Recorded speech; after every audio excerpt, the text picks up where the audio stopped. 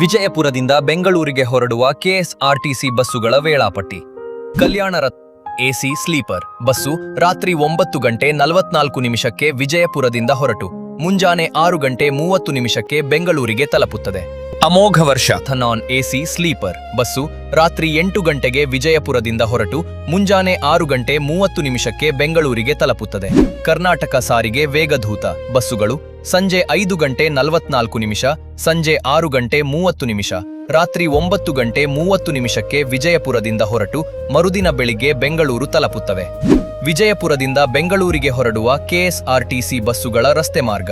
ವಿಜಯಪುರದಿಂದ ಹೊರಟು ಹುನಗುಂದ, ಹೊಸಪೇಟೆ, ಚಿತ್ರದುರ್ಗ, ಶಿರಾ, ತುಮಕೂರು ಮಾರ್ಗವಾಗಿ ಬೆಂಗಳೂರು ತಲುಪುತ್ತದೆ.